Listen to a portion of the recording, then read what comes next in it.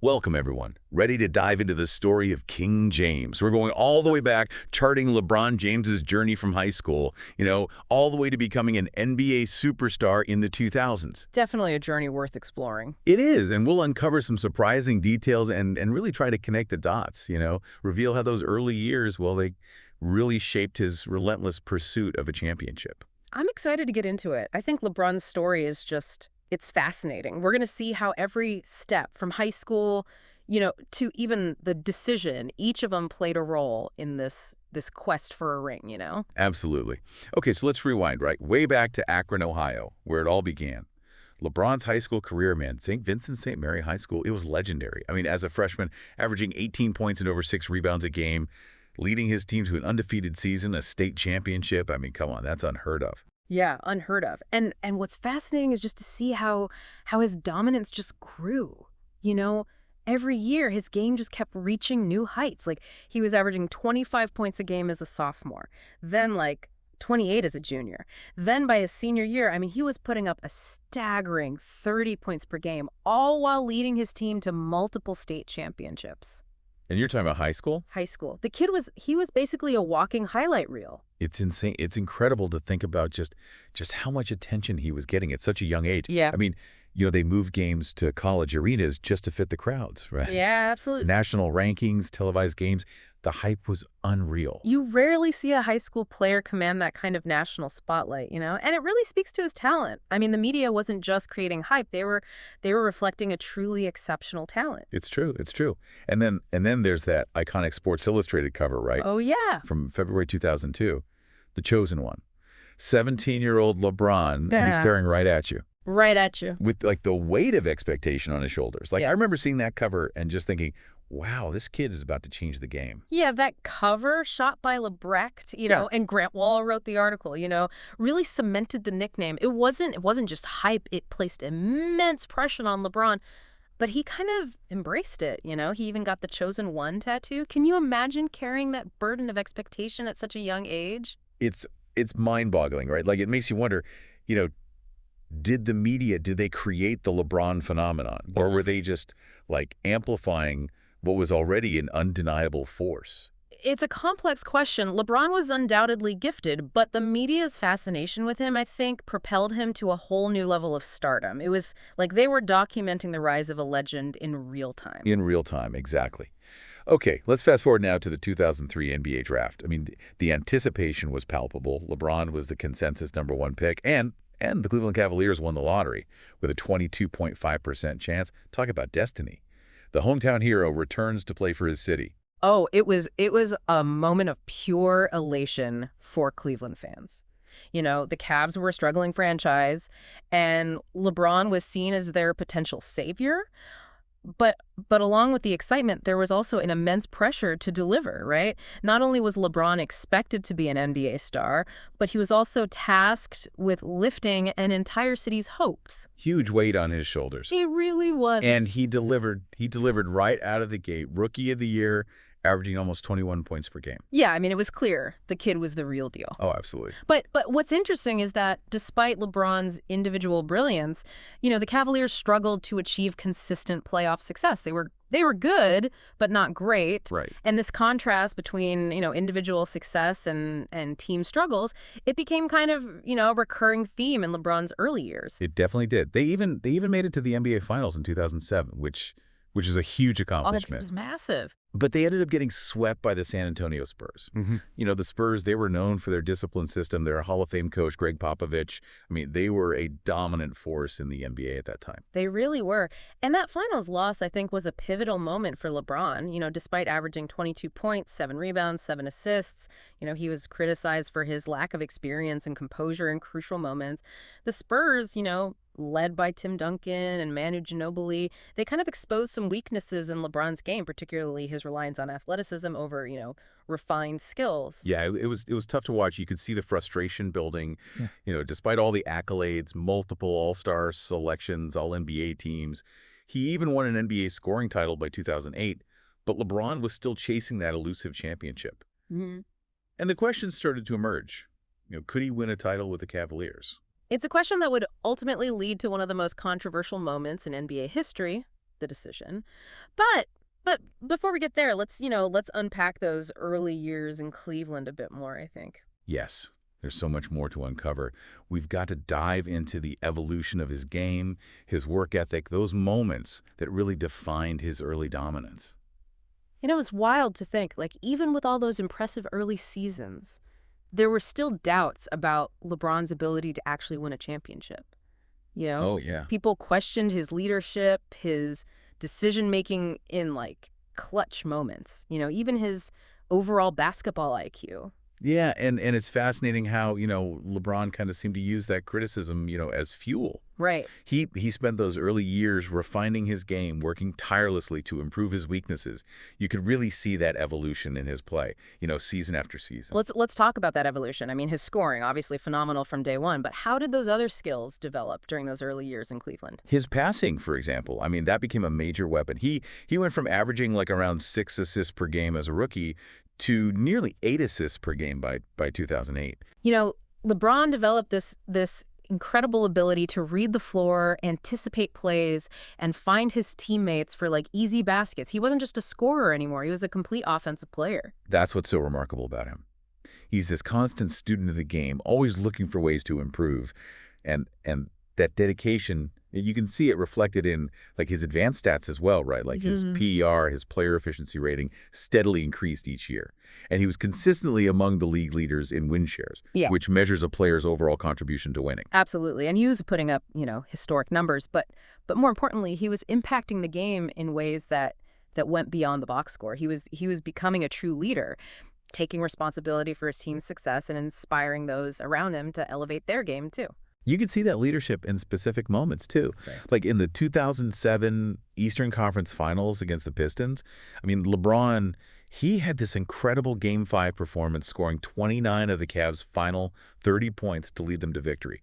Like, it was one of those signature LeBron moments where he just took over the game. Yeah. Yeah, I remember that game. It really showcased his growth as a player too. It wasn't just about raw athleticism anymore. It was about calculated aggression, making the right plays at the right time, and carrying his team, when they needed him most. But even with those flashes of brilliance, the Cavaliers were still falling short of that ultimate goal. That's true.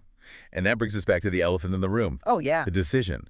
In the summer of 2010, LeBron, he becomes a free agent. And his choice it sent shockwaves through the NBA. More than just a basketball decision, really. It was like a cultural event. The entire world was watching, just waiting to see where LeBron would take his talents. And then, on that now infamous ESPN special, he utters those words, "Taking my talents to South Beach." He was joining the Miami Heat, teaming up with Dwayne Wade and Chris Bosh. I mean, talk about forming a super team. Oh, man, the reaction was explosive. Some people, they applauded his decision. They saw it as this bold move to pursue championships. But others, particularly in Cleveland, they felt betrayed. Dan Gilbert, the Cavs owner, even wrote that scathing open letter calling LeBron's decision a cowardly betrayal. Ouch. It was a turning point in LeBron's career. And in a lot of ways, a turning point for the NBA. It raised all these questions about, player empowerment, loyalty, and, the pursuit of individual versus team success. It's fascinating to look back on the decision with, the benefit of hindsight. Knowing what we know now about LeBron's journey, I mean, was it a necessary step for him to achieve his championship dreams? Or did it irrevocably damage his legacy in Cleveland? I mean, those are questions we'll continue to grapple with. Yeah. But before we dive into that Miami era, I kind of want to circle back to that Sports Illustrated cover. Yeah. The Chosen One. I mean, it seems like that label, that pressure that came with it, it really played a significant role in shaping LeBron's path. Absolutely. From the moment that cover hit newsstands, LeBron was carrying the weight of an entire city, an entire fan base, on his shoulders. He was expected to be the savior, the one to bring a championship to Cleveland. And that's a lot for anyone to handle, especially a young player just entering the league. Yeah, and you could argue that pressure to single-handedly deliver a championship for Cleveland, it contributed to the decision. Maybe he felt like he couldn't do it alone, that he needed to join forces with, other superstars to achieve that ultimate goal. It's certainly a compelling argument, The pressure to live up to the Chosen One label Combined with the frustration of falling short in Cleveland, it might have pushed him to seek a different path, a path that led him to Miami, where he would finally experience the taste of championship glory. But that Miami era, as we'll see, came with its own set of challenges and controversies. The decision might have, freed LeBron from the burdens of Cleveland, but also created new pressures, new expectations, and it certainly didn't erase the, the pain of leaving his hometown team behind. So LeBron arrives in Miami, joins forces with Dwyane Wade and Chris Bosh, and immediately the expectations they're sky high. I mean, the Heat become instant title contenders, but that Big Three experiment, it wasn't without its growing pains, right? It's easy to forget now that the Heat, they didn't win a championship in their first season together. They lost in the 2011 NBA Finals to the Dallas Mavericks. And LeBron, oh man, he faced a wave of criticism for his performance in that series. Yeah, he was scrutinized for kind of shrinking in the big moments, disappearing when his team needed him most. It was a harsh reminder that even with a stacked roster, I mean, winning a championship, it's no easy feat. But LeBron, he used that setback as motivation. He worked even harder, refined his game even further, and came back with a vengeance. The following season, the Heat won their first championship, defeating the Oklahoma City Thunder in 5 games. Now, LeBron, he finally earned that elusive championship ring. He was named Finals MVP, silencing a lot of his critics. What's interesting is that even with the championship under his belt, the pressure, it didn't subside. People were already talking about legacies, comparing him to Michael Jordan, and questioning whether he could, win multiple titles. That's the thing about LeBron, right? The expectations are always astronomical. He was no longer just trying to win a championship. He was trying to cement his place, among the all-time greats. And he did just that. The Heat went on to win another championship in 2013, defeating the San Antonio Spurs in a thrilling 7-game series. LeBron was once again named Finals MVP, proving that he could lead a team to the top of the mountain. Those Miami years, I mean, it was a period of incredible success for LeBron. 2 championships, 2 Finals MVP awards, and he really established himself as the most dominant player in the league. But something was missing. Yeah, you could sense that he still yearned for a championship in Cleveland. The city where it all began. He had accomplished so much in Miami, but there was this sense of unfinished business.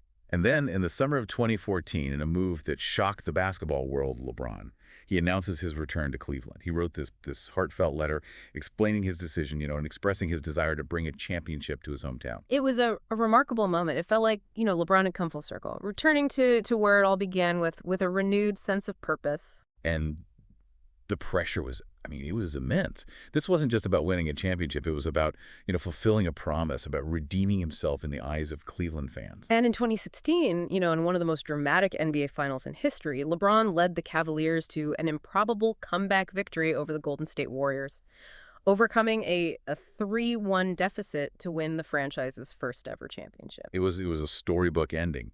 LeBron achieved the impossible, delivered on his promise, and etched his name in Cleveland sports lore forever. It was more than just a basketball victory. It was a moment of redemption, a testament to the power of perseverance and the unwavering belief in one's dreams. LeBron's journey in the 2000s it's a fascinating study in talent, ambition, and the relentless pursuit of greatness. From high school phenom to NBA champion, from the chosen one to the king. He captivated the world with his electrifying play and unwavering determination.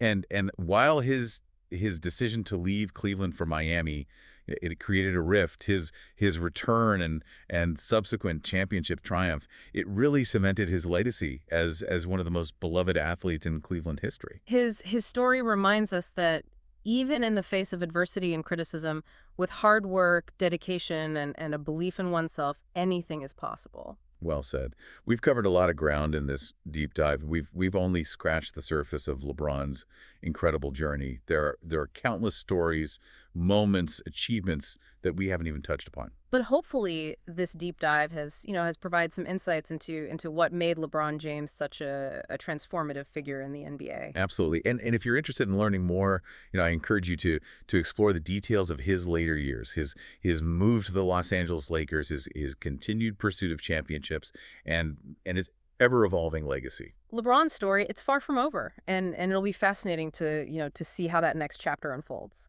Thanks for joining us on this deep dive. We'll catch you next time for for another journey into the world of sports legends.